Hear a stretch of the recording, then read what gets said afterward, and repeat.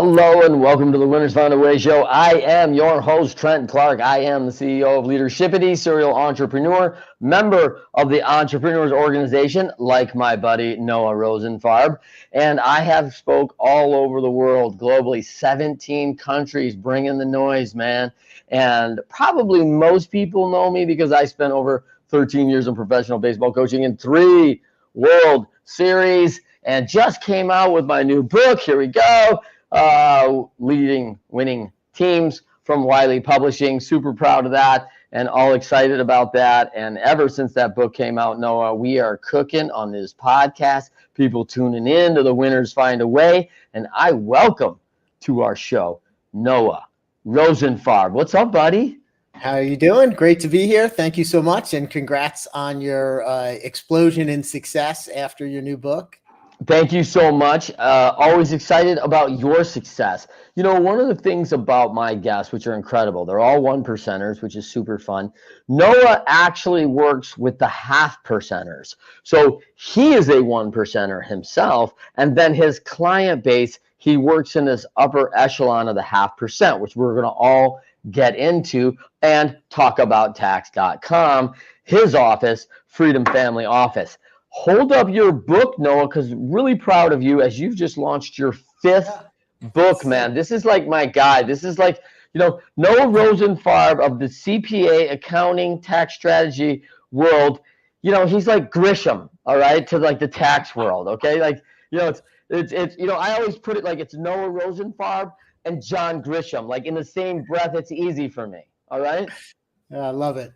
So I'm excited because I have been a fan of the Freedom Family Office. I have referred my clients over to Noah who exit with large amounts of revenue. It's amazing some of the windfalls that come in right in our client base, and strategy well in advance of that event is really important. And of course, as business owners, these aren't things like we have like 12 of these events in our lives. As business owners, you know, if you really know someone who's got like 3 or 4, it's kind of a lot. You're like, whoa, you sold 4 brands before? Like, and it kind of gets crazy, right? But this is, I really wanted to ask you this because how many companies do you, and you may know this number, I don't, how many people start a company, you and I know the percentage of making it 5 years is like slim and none, right? It's a very low percentage, but now they've taken that brand, they held it over 25 years and made a fabulous like 100x exit. I mean, obviously from a startup, anything is almost 100x or more, but that's not a big number, Noah. Not at all. Yeah, we kind of focus on the 8-figure exit. Actually, I've got a book at 8figureexit.com that people could download just to think through what are the things they may need to think about if they're having an 8-figure exit. But it's really only in the thousands per year. There's not a lot of companies that are going to achieve that level of scale and have a successful exit. Thousands. So this is a staggering statistic because a couple thousand is nothing in the landscape of North American business. As Entrepreneur Organization members, Noah and I are members of this group where only 3.7% qualify who do revenues, not earnings, not like sales multiple. They do revenues of over $1 million. So an 8-figure exit is extremely rare air. I've had a number of clients do that in the last 18 months, and it's a staggering event. Now I'm pissed off because I didn't turn them on to your website like earlier and get it all planned out. But no, man, I am super excited about having you on the show today. Married guy, you and Amanda, now 24 years. And I know you're a Jersey guy and went to Rutgers, but where's your wife from? Yeah, my wife's a Jersey girl also. So really? We were both born and raised in New Jersey. Our families were in New Jersey. We went to college in New Jersey. We had our kids in New Jersey. But then we decided to take off for Florida. We wanted to escape the cold winter. Well, Jersey Boys is obviously the most, one of the most famous things about Jersey is a fabulous musical. If you've never seen it, you're going to be astounded on how much Frankie Valli songs you know, because he was an icon. there's no Jersey Girl, show yet, not just yet. Maybe it's coming with Amanda. I don't know. I mean, she's the Jersey Girl. I don't know.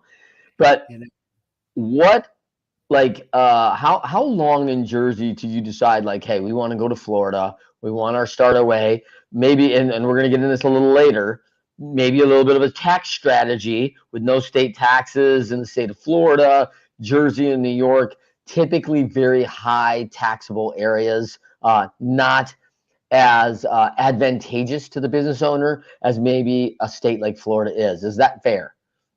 Totally fair, but I would say I did an exercise somewhat regularly that ended up bringing us to Florida. So every once in a while, when the lottery jackpot would get to 300 million, I'd buy a ticket, and that Yeah, didn't used to happen so often. Now it seems to happen almost every all the month. time.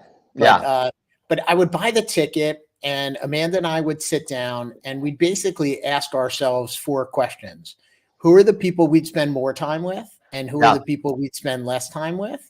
And what are the yep, things we'd start doing, and what are the things we'd stop doing? And one yep, of the things that we came to realize when we had bought a ticket during a vacation, like a winter break, when our son was 9 months old, and we were down in Florida walking in the Hollywood Broadwalk, and we're like, we would live here. And so that began kind of the essence of how could we move our family to Florida without yeah. winning the lottery? Yeah. And that's an immediate seed. I love the Tim Ferriss book, 4 Hour Work Week, as he's talking about, when he puts things into perspective, like, hey, I'm going to rent a motorcycle and I'm going to cycle across China. And, his buddy's like, man, I'm an institutional trader on Wall Street. And when I've made $10 million in personal income saved, then I'll be able to do that. And he's like, hey man, I did that last year for like $3,200, bro. like, what are you talking about? Like, you don't need to save $10 million to rent a bike and go across China. Like, there's a perspective thing, and it's funny that you said this because we just had a little share starter in our forum, which is a forum confidential. But the starter question was, you know, if you won the lottery, what would you do? And my answer, and I'll tell this because it's my answer, so I'm not sharing any confidences, is I wouldn't tell anyone. I'm not interested in people treating me differently. I'm not interested in being something and being like, oh, that's the guy who won 620 million. Like, I do not want people to know that. That may show out in some of the things I buy, by the way, but like, I don't want people to know, and I don't want people to treat me differently because of that. And so that was really important. And so I like this exercise annually. I think this is a great one. And the next question is, to me, the fifth question is why aren't we already doing this? Exactly. And what I found is that most often the answers I had didn't require more money. They required more courage and more planning. Ooh, big word right there, man. Two things on that, right? Courage. My first leadership film was Leading with Courage Academy, right? I mean, I tell a lot of people who want to be in leadership, like, hey, how do you feel you measure on courage? What's your scale on your courage, you think? I'm like, oh, I don't like to lean into a lot of stuff. And I'm like, I think you should keep your job. Like, this is not for the faint at heart, right? And then in my book, I actually quoted, the former owner of the Minnesota Twins, who's just, a sharp guy. He wrote a bunch of great books, and most famously probably is his Swim with the Sharks Without Being Eaten Alive. Oh yeah. Beware of the naked man who offers your shirt, none other than Harvey McKay. And Harvey, man, I loved his stuff. He was so good to me. When I was coming up as a young entrepreneur, I read this quote and it just stuck with me. He said, like, everybody wants to win the day of the game. Few are willing to prepare for it. And I was like, yeah, that's right. No planning, no prep, haven't done the work, haven't sought out guys like Noah Rosenfarb to, like, hey, this is going to go down this day. How do you get ready for this day? And as a strength coach, I was always prepping the best in the world for what's about to happen. This is what's going to go down. All right. This thing's going to turn on. 7 o'clock's going to happen. Spheres are going to start flying around your head at 98 miles an hour. All these things are coming off a bat at 112 miles an hour. You need to be aware that this thing is going to go fast and hard, and it's going to be a very intense thing, and everyone thinks it's slow, right? And then you're also going to do it 162 times in 5 months. It's crazy, right? So you have all this thing, or else your body won't make it. A lot of guys' stop planning strategy was like, you know what, no, this is what we'll do. I'll meet you in Jersey. We'll fill up the car, and let's go across the country. We're not going to refill the tank. We're just going to, go as far as we can.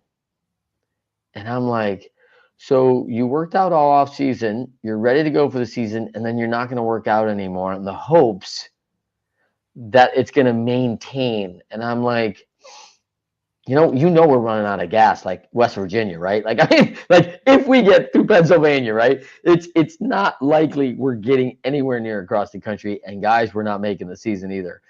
But I'm fortunate to know Harvey, and as this young entrepreneur, I read that quote, love the names of his book, and I sent him a note, and I said, Mr. McKay, man, I've been following you, and I'm thrilled to read your books, and I'm also in professional baseball, so it's cool to see you as the Twins owner, and thank you so much for what I've been learning from this one book. And about 3 weeks later, Noah, this package arrives. It's a box, and there's 8 books inside, and it's all his books. And there's a note, and he goes, "Hey, Trent, thanks for the note, man. Really proud of He goes, don't read these books. And I was That's awesome. Man, that's what I got to do. I got to study them, right? Because no, we don't, you got great content in your books, and self-implementing that and learning it on the first time around. When I'm not a CPA, I don't have experience in the markets. I'm unaware of tax shelters and strategies that you talk about. And, I kind of gloss over when you talk about it. I'm like, I've never even heard of that. Like, right.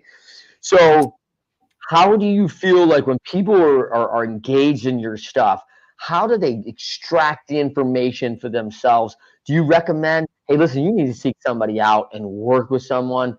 Can they do this on their own? What do you advise? So, we're working with people that have become expert at relying on others to feed them information so that they can make an informed decision. Yes. And that's really, our target market are people that they're good decision makers. They know how to take in data and evaluate it and compare it to their risk tolerance and their comfort level.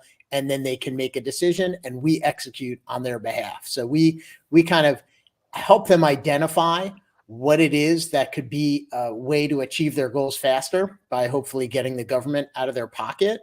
And that can help them accelerate the achievement of their goals. And so usually it's difficult to learn how to ride a bike by reading a book. And I would say the same is somewhat true with tax strategy. You can get ideas, you could learn this information on your own, but having a guide to show you and then narrow down the information that's only relevant to your particular set of circumstances, that gives you the shortcut. Because again, all of our clients, they know their most precious resource is their time.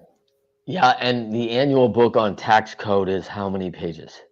Yeah, it's 20,000, right? Yeah, right. They're not, getting that by osmosis. But what I love what you did right there, and I talk a lot about this in leading winning teams, is you basically just made a fabulous, better than I did, by the way, in my book. You made a fabulous description or anecdote to the hyper learner. And this is what entrepreneurs, this is what pro athletes, this is what the elite forces do better than anybody, because they know they're going to gather all the information. They know where they get pertinent information. Like Trent and Noah don't go out to, the island out there in Corona and Coronado and train SEALs. Like, they have experts that have been doing that for over 30 years, train the SEALs and all the training they've been doing. Not only, but they've been training the trainers for 30 years, and then you get to qualify to run the BUDS program, right? I So think Dan Sullivan's and Ben Hardy's recent book, Who Not How, is yeah, kind of one of those easy quotes that people automatically can identify. Oh, that's the key, is I yes. just got to know the right who. And so we are the who for successful entrepreneurs that want to achieve their goals faster and become what we call rich beyond money. That's awesome. Rich Beyond Money, which is your new book, Rich Beyond Money.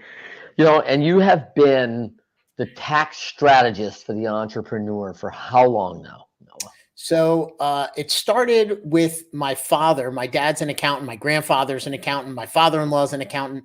And so when we would be around the kitchen table growing up, my dad was telling stories about tax strategies that his clients were using. And it's one of the reasons I became a kind of prolific real estate investor, was because of all those stories of clients that used real estate as a methodology to build their wealth tax efficiently.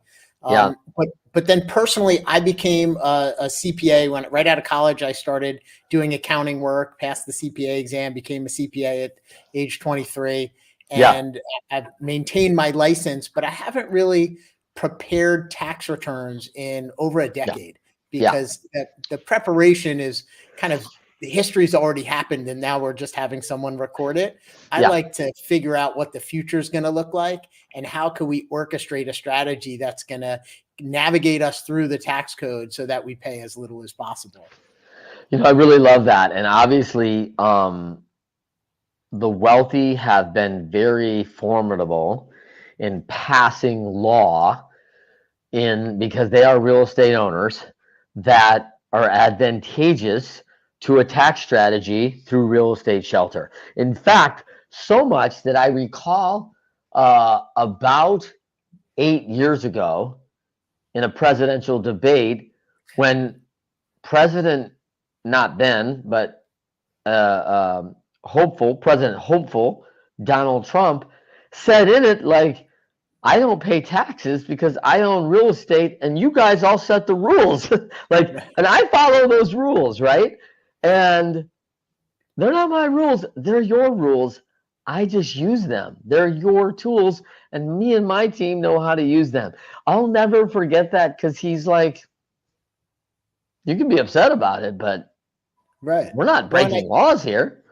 I think that's the objective, is to understand what is the government looking to incentivize Yeah, and then follow their incentives. They want people to buy investment real estate because they need, in my case, I like to buy multifamily housing. People need a place to live. And so yeah, the government incentivizes me to do that. that's awesome. Okay, so what this one thing that most people don't know about you, Noah, and I know you're a humble guy, and it's funny, that you say this lineage of accountants because my father's an accountant, and we sat around the kitchen table, often sharing stories. He also taught accounting at the local community college, and one of my junior high jobs was to grade his papers, and I got a kick out of going, Dad, hey, check out what Bill Evans thinks a balance sheet is. And this is our jokes around the table, right? And it was just it was funny, man. And so, by the way, no expert by all. I always lean on him. I knew enough to be dangerous. I never wanted to know more. I didn't study it. I went to school to be a teacher, educator, physiology, train. That's what I wanted to do, not run numbers. But I do have an affinity for it, and I like Yeah. it, but it doesn't serve my energy, right? So now what most people don't know about you as a humble guy is that you're a car collector Yeah. and you've had some buttes. Now you're also a car collector today without a car, which is interesting. Yeah, I sold my last car and I haven't bought a new one yet. So What was I'm the last car. one you My son sold? just a Tesla Model X Plaid. It was Oh, the Plaid. Okay. And the so did 1100 you let your son horsepower. drive that? You never let your son drive No, I that. didn't. He didn't. But he was just telling me yesterday. I was like, Jared, can I borrow your car on Friday? He said, can't you just get a car? I said, I yeah, I like I can. like this role reversal, like Right. dad borrowing the car from the 17-year-old. I like this. Yeah. Isn't it funny? So, but yeah, I'm trying to shop for a pretty unique car. There's only like 300 of them made in the world, and I found one, and so I'm just negotiating with the seller, and hopefully Are you? Okay. Yeah, talk to close my that. boys up at Garage Kept Motors, man. You know, they'll find you that one car, man. What Yeah, what is the one can you take the one car or not right now? You don't want a it's a competitor. edition 1988 Jaguar F-Pace SVR. So it's a car they only made in 2023 for 1 year. It's got 550 horsepower. It's a SUV. So it's like a practical, everyday, Yeah. driver-friendly car. But I happen to like it's purple. So purple from the factory, as you might know. Yeah, Purple's that my is your color. mantra. So Yeah. yeah, That's your colors. Yep. If people don't know and you see purple, Noah Rosenfarb is in the there room. you go. Yep. So, yep, that's the signature. So it's interesting, and now I want to find out because I have a forum mate who has one, and I don't know if hers is 2023. Yeah. It's pretty cool. It's a cool F type, but I don't suspect it's that rare edition. Like I suspect it's probably pretty much off the line. So okay, now let's talk a little bit about in our show we always talk about winners find a way. Now obviously in the 0.5%. You surround yourself with winners. These are people that have had challenges. You've seen them and you've been through them yourself. I love the quote from the 4 Disciplines of Execution. McChesney, Covey says, winners, when shown data that they are losing, find a way to win. I'm a believer in that. Walk me through that time in your life where you're in that position, man. Like you're seeing something and you're like, man, this is not what winning looks like. This is not going well. Something's going to have to be different. Something's going to have to change. What was the situation? What did you do about it? And what was the outcome? Yeah, I'm kind of going through it right now. I'm right at the tail end. So I've been a real estate investor since the turn of the century. And one of the niches that I was involved in is called value add multifamily. And so Okay. what we would do is we buy properties that, I would always say I wouldn't want my kids to live there. Often they're gang ridden and, they're decrepit, and we like to buy them, and we bring in a security team, and we put up security lighting and fencing, and we have a SWAT team that walks around with machine guns, and we clean out all the riffraff, and we renovate the properties and make them nicer, and bring in new tenants, and refinance our property, get our capital out, and eventually sell it. And that business has So you don't stay as like what we call the slumlord. Yeah, right. No, we like to make the properties nice, and that business had performed really well from 2011 when I got started, and up until even 21 and into 22 during COVID.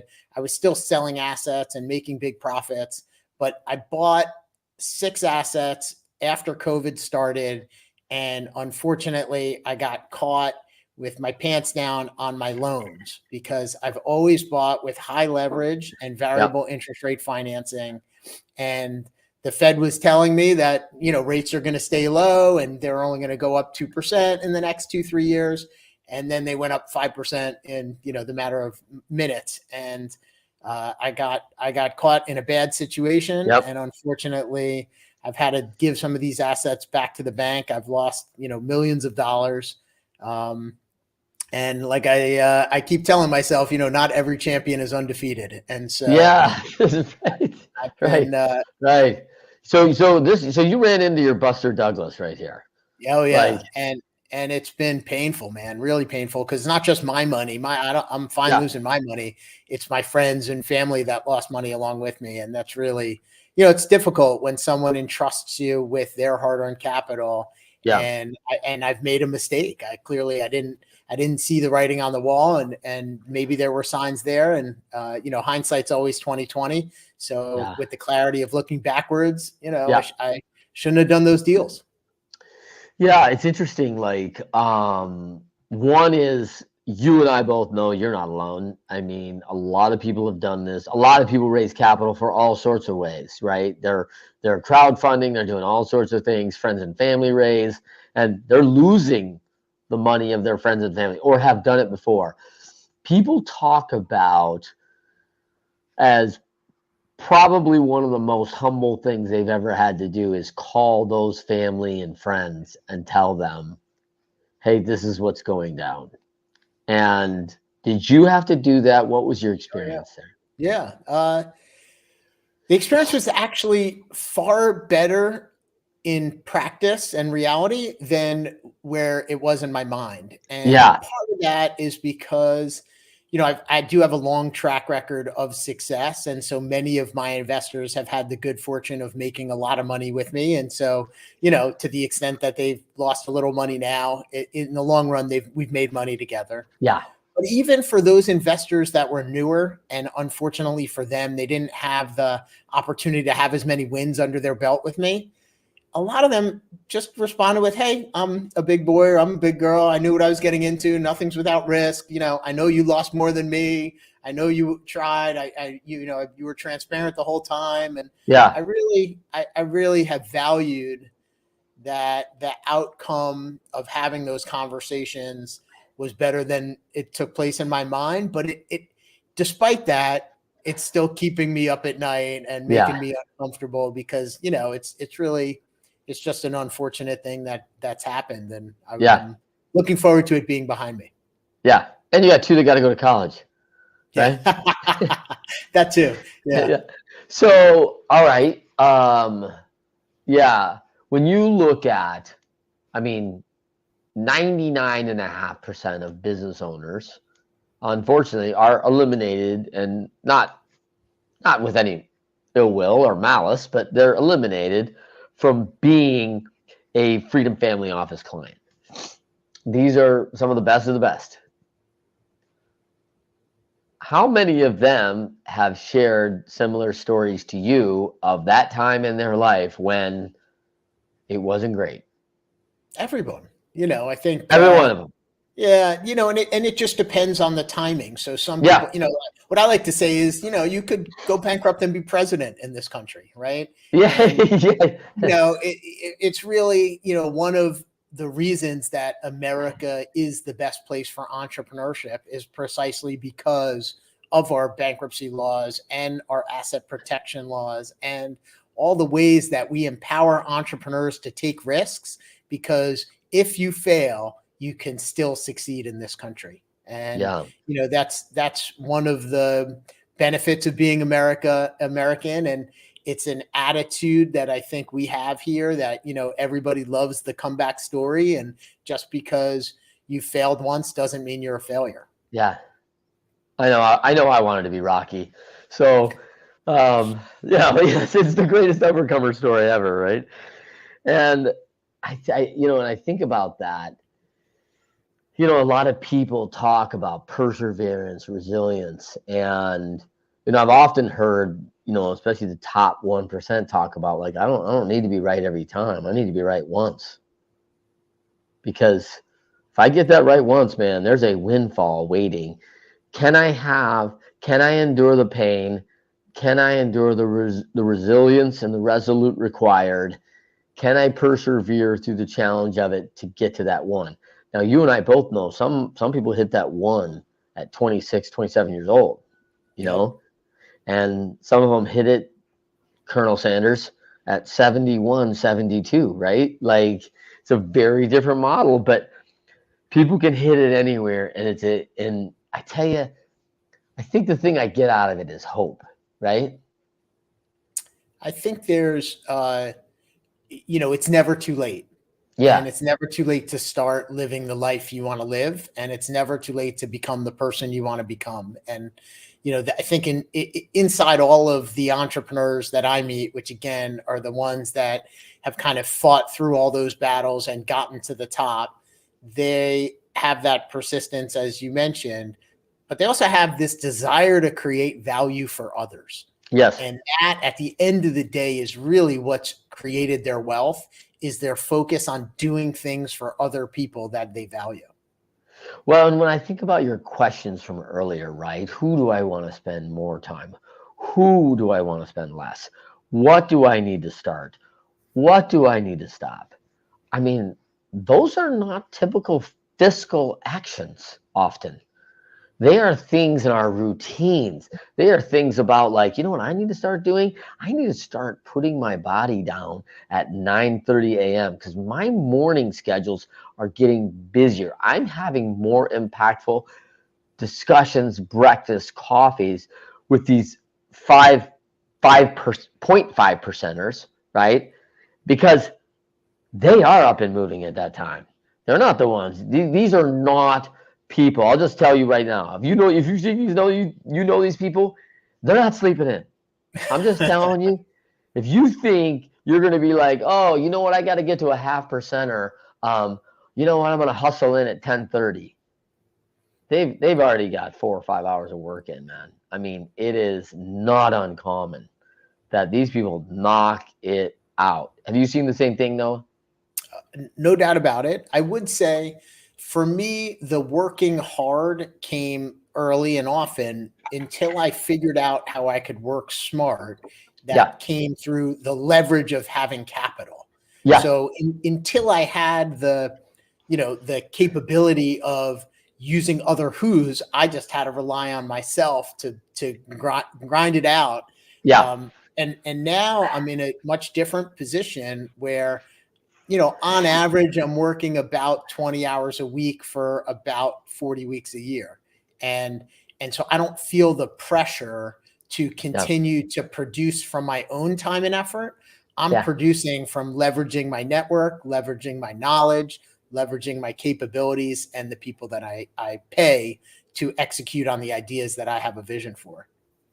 Yeah, you're a 10x, easier than 2x guy. There's another good book, Yeah. And he, what Noah's done, he's talking about working in his 20% superpower, the place where he brings the most value to his organization, very focused on his level, high level value, where his relationships with the 10-digit club is going to be the most value, not setting up content strategy for marketing, not doing whatever, doing somebody's taxes, that you don't do anymore, right? So you've eliminated some of those things. And and I know a lot of the folks who've designed this world because they're up. Their 20 hours is often spent between 5 and 8 a.m. because they're giving that time to their family. They're giving that time to their charity. They're giving that time where a lot of people can never give that time from 9 to 5.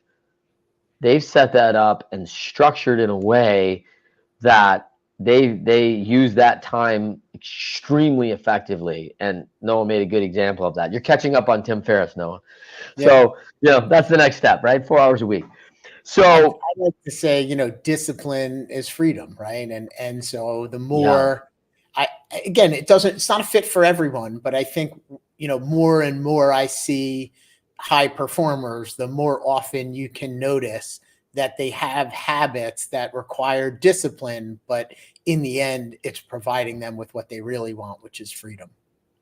That's it. So this is a great lesson, right? I did the TEDx on the pain exchange, right? And I don't know if you've ever seen that, Noah. That is all about the two pains in life: the pain of discipline or the pain of regret. So I love that line. The discipline does give you the freedom, right? This is what it does, and the discipline is a pain. It is a pain you are going to feel in your life, but it is acute. It's not chronic. I've never been a part of a championship team organization where the work was extremely hard. We all won, got the accolades, and then we went, no, I don't know, the hill running thing. I mean, I wish if we didn't have to do that, I probably would have enjoyed the title more. Like, no one ever looks back and thinks the sacrifice of you studying hard at Rutgers and all the work you've done to get pointed in helping everybody through this very unique area of this tax code and strategy hasn't been worth it. Like, you just put in the time, right? That's been my experience. Unfortunately, I've been exposed to people who have worked really hard, and their effort, they get the A for effort, but they're failing in results. And, I think it's because there's a mismatch, right, between their the activities and behaviors that they're undertaking is not the right ones to get the result they want, and they're not astute enough to recognize they should undertake different activities. Yep. Yeah, I like that. Good word. It's a mismatch, right? And I love effort, right? I really admire that in folks. But as you said, working smarter, not harder, is extremely important. You've done this in your content marketing. You've really dove in on this thing and looked at like, hey, how do we get most bang for our buck? And you have a very exclusive audience. One of the challenges I have, and I have a pretty sizable LinkedIn following, is my clients really aren't on LinkedIn. They don't choose to do it. They're busy. Their time is of the utmost importance, and they're disciplined. They're very disciplined, as we found in the top. This is a separator. He's mentioning this discipline because it's a huge thing. You will not find a ton of folks in the top 1% that do not have self-discipline. It is a separator from people who can make it to the top 7, 8%. If they don't have the self-discipline, it's unlikely they enter that top 1% category. And when we look at Noah and I look at running the numbers, fiscally, it's not that far off from the 7 or 8% to the 1%. This isn't a major hurdle like, oh, I've got to go so far away. Oh, no. It's not that far. But that self-discipline makes it a pretty large gap. Have you seen that? I've seen that it's self-discipline, and it's also the vehicle you're using to achieve success. So I've often met with some entrepreneurs that I think, they're a good jockey. They're just riding the wrong horse. And okay. They need to exit the vehicle that they're trying to get to use to get them to that financial freedom line. Yeah. And they've got to basically say, yeah, you know what? Maybe I spent 20 years in this business, but if I look around and I look at all the people that are in this business, none of them are actually achieving the level of success that I want to achieve. And so maybe I've got to pick up my bags and move to something else. Yeah, and I think that's really important. I've used that example in the past. Like if you and I are sitting in Fort Lauderdale and we have a very important meeting tomorrow in Seattle with a 0.5%, we're not getting in the car. Like you're not making it. You are out of time before you start the engine. Like, what is the vehicle? You can even eliminate the train. You're not making it on that either. Like, you have got to go get and find a plane. It is your only way to get there. And so it seems obvious, but people do miss it, Noah. They do miss the fact that they're sometimes very focused. Do you think it's a matter of like can't see the forest through the trees kind of thing? I think it's inertia more than anything. Even the self-disciplined high achiever, often they're repeating the same behaviors out of inertia without evaluating each and every component to see which are the ones that are actually making the difference. Yes. And so one of the things I've always tried to look at in my life is what can I eliminate that's not going to impact my results, and what can I add that's going to give me the best return on time? Yeah, that's a great audit anytime, right?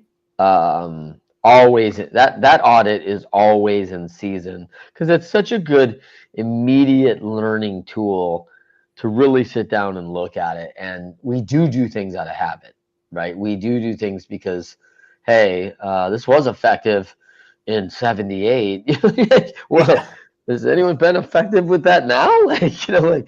And because it worked once, kind of crazy. So let's talk about how you evaluated your content marketing. You've obviously got fabulous books. You've got very pointed content towards these people to get them moving in the right direction very quickly, and get knowledge of it. Maybe not ready to take action because they probably need more of an advisor. Most people are not going to be comfortable without that certificate of, public accounting or, something at a higher level.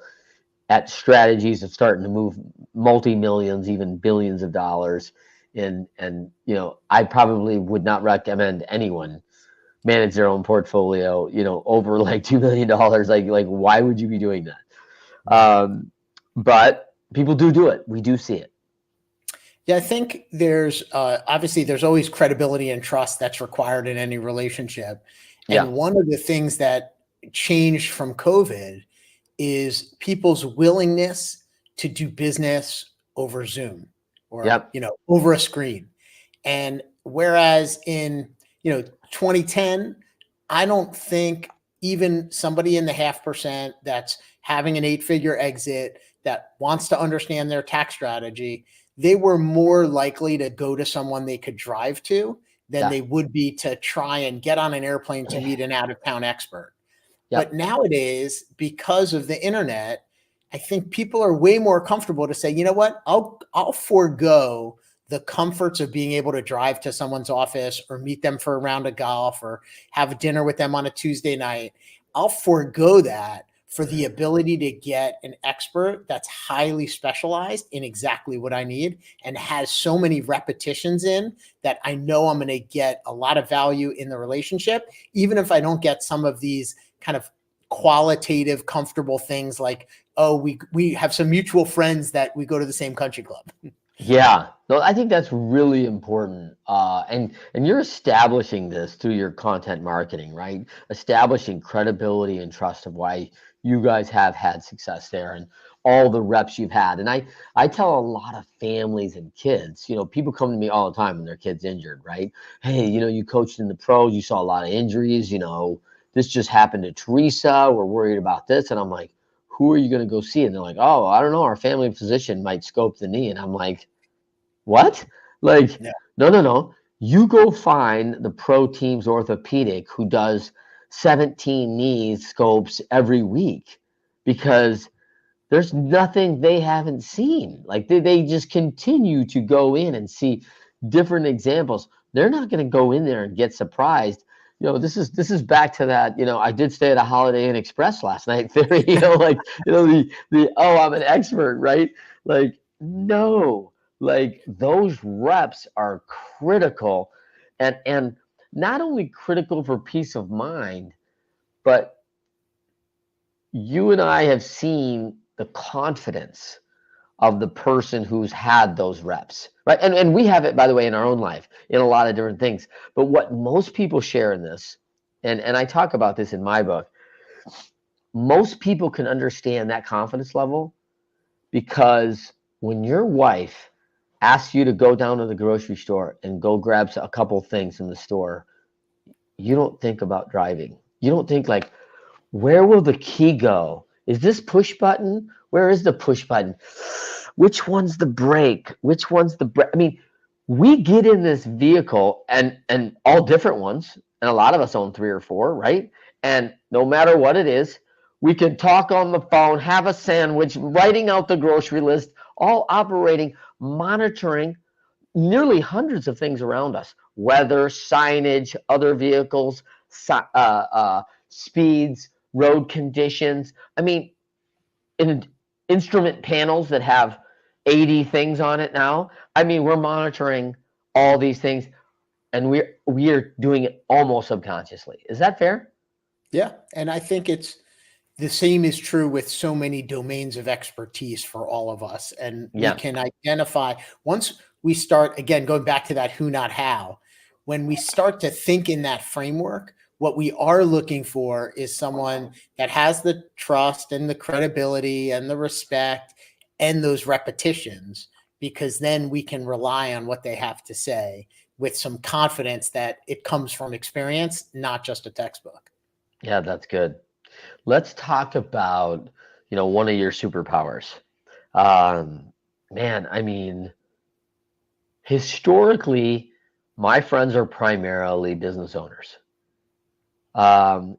If I could tell you how many times voluntarily they brought up tax strategy, I think I could probably do it, on one hand, right? Like, I mean, like this is like, oh, I got a whole situation. I had one like that where we did a deal one year and we took in, like a $2.6 million deal on December 10th. And I'm like going, no more cash accounting. We're going to accrual, immediately. And for people who don't understand that, that's a cash accounting is you're factoring everything as it comes in. Accrual accounting is like, hey, I'm basing that over the year or the term of the agreement. And so obviously it was a major tax implication had I been under tax accounting, because I'm not going to have $2.4 million of expenses on that 2.6 in the next 20 days, right? So I'm going to have a significant tax hit unless we do something significantly different than we were doing at that time in our taxing. Is that fair? Oh yeah. And actually you mentioned one of the top 23 overlooked tax strategies that I have available for your listeners at talkabouttax.com. They can download these ideas that they could review with their accountant, because these are things like converting from cash to accrual or from accrual to cash. They're things like, using the Augusta rule, things that many people don't know about, but they should learn about them, and they can learn about them with their accountant, even if they're not in my target market. You're making 150 grand a year or 350 grand a year. Take this list, print it out, bring it to your accountant, and see if you get some good ideas to reduce your taxable income. A brilliant idea. So there's a little special there for all of us Winners Find a Way audience, man. That's cool. Thank you. I am going to be checking that out and downloading the 23 because I got questions. So, I think as I look at tax strategy, one of the things that is always, and it's been a big one in almost everybody's world, is traditional IRAs. And then about maybe 15 years ago, this Roth IRA came on, right? And everyone's like, man, I need to convert, because most of us don't really consider the fact in a traditional IRA, when we're all excited that we have $2 or $3 million in savings, and you're like, ooh, that's gonna be taxable, at that time. And who knows what the taxes will bring then? Any given couple of 4 bad years of government and our tax code could be totally changed. Totally right? changed.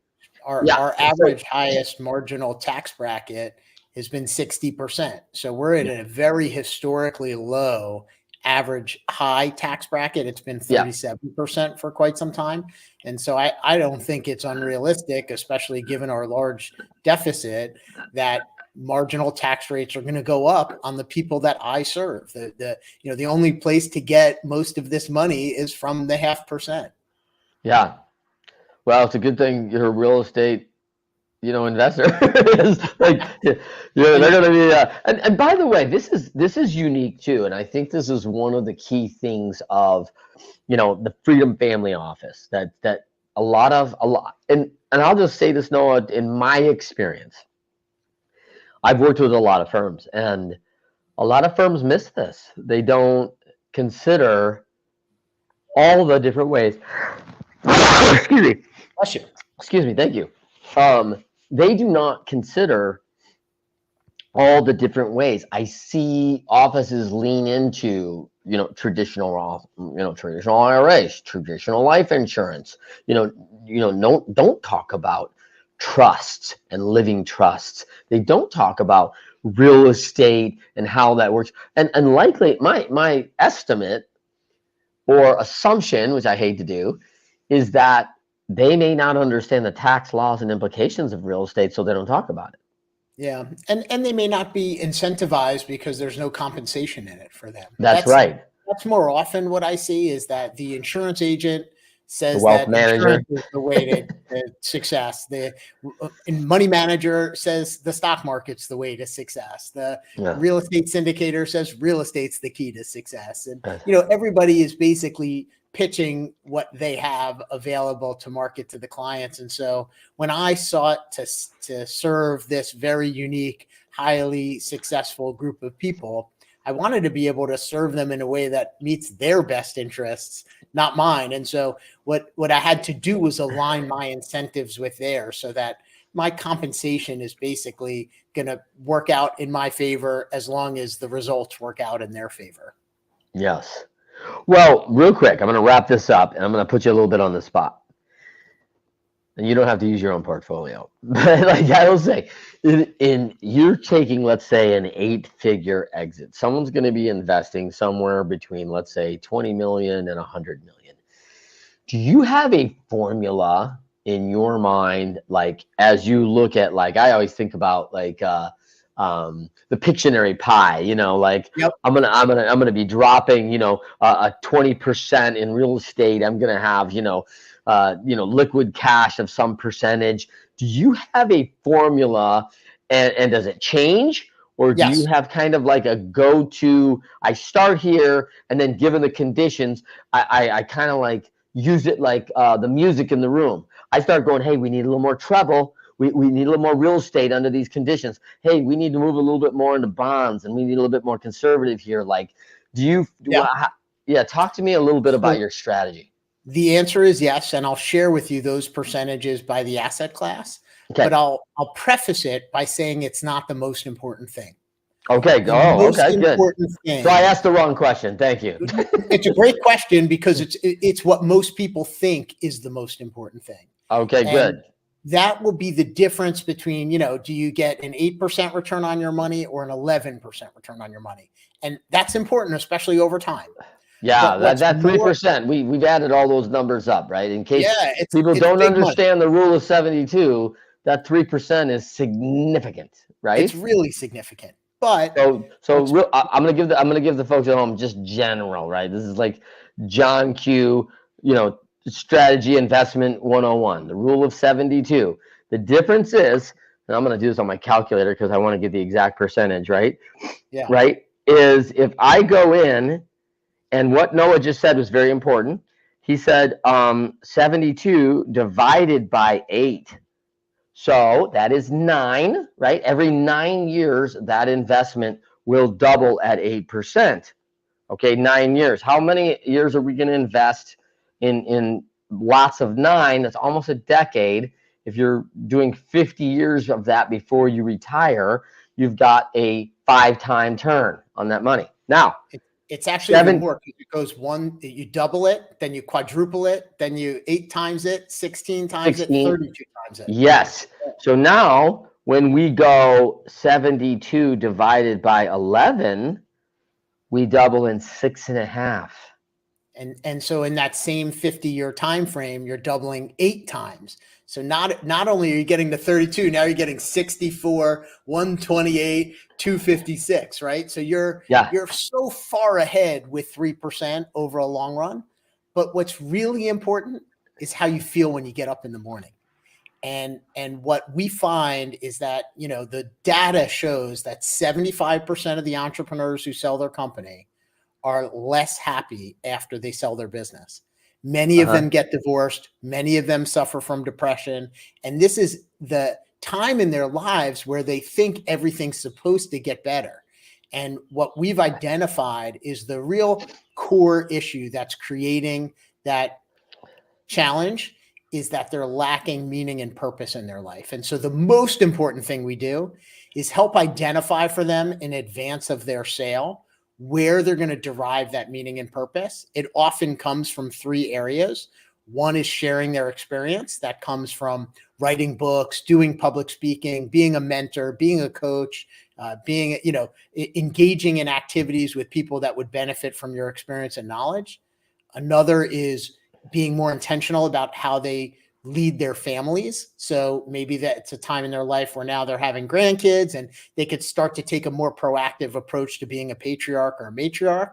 And then the third area is their noble causes and getting engaged in the causes that they care about, the community that they care about, maybe religious organizations that they want to spend more time supporting. So I would say that's the most important, getting to their asset allocation. So we generally walk in with a kind of the baseline is 40% in private market investments, 60% in public market investments.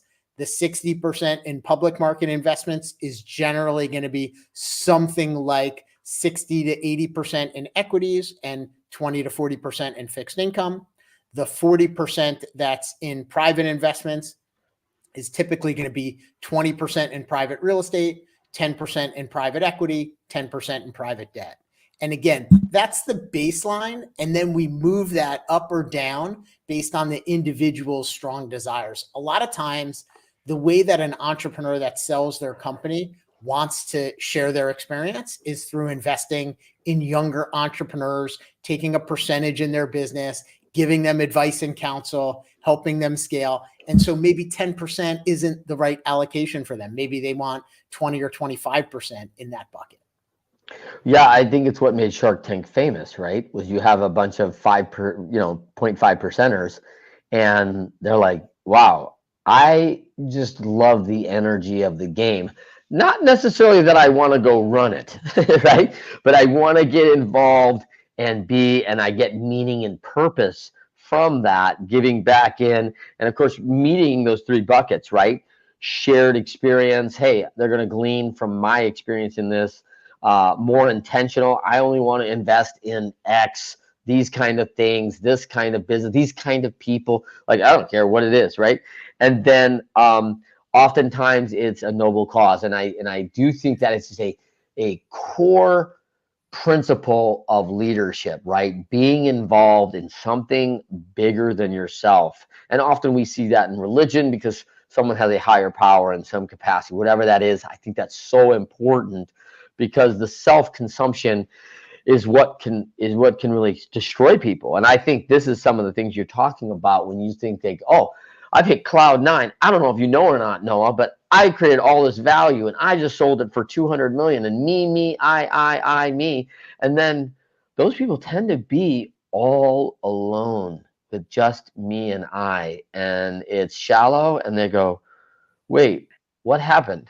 I don't have these relationships, these things in my life, because I left the humility train way back, and I've lost this meaning and purpose, and I'm starting to believe my own lies I'm telling myself. And often, especially for those entrepreneurs that exit their companies, a lot of their friends are what we call deal friends. They're not real friends. And so when we're no longer engaged in business, we're not going to that conference and seeing, the same group of people that we've been seeing every year for the last 25 years and socializing with them. We're not going out with our customers to the ball game. We're not doing all these activities that were part of our social life, but they were connected to our business. And when we don't have the business, there's this real gaping hole in how we feel about ourselves, our lives, our impact. Man, I see the new the Rosenfarb Clark new book coming out. Deal friends, not real friends. Like, I see this, man. I can envision that right now. No, that's fabulous, man. I love that. Next title. All right, buddy. I am so thankful you could join us today on the Winners Find a Way show. I know guests love it. If you've missed this, Noah has provided all sorts of resources. He's got it right here on talkabouttalks.com. 23 items that you are going to want to download, print, find this thing. You also gave another asset in there to download. I've got a couple for you. If you're going to have an 8-figure exit, you could go to 8figureexit.com. We've got an ebook for you there that helps you exit rich beyond money. And if you wanted to learn about our rich beyond money philosophy, you could go to richbeyondmoney.com. Love that. There you go, folks. richbeyondmoney.com. Man, that's great. Love it for everybody. Thank you so much for joining us on the Winners. Thanks for having me today. Noah, you rocked it again, as usual, man. You're always on point, brother. So thankful that Noah Rosenfarb could be with us. For everybody else, thank you. Winners Find a Way, now every Thursday at 10 a.m. Eastern, 7 a.m. Pacific, hitting a new heavy time slot so we can get some live activity. Come and join us, and we'll see you next time on Winners Find a Way, because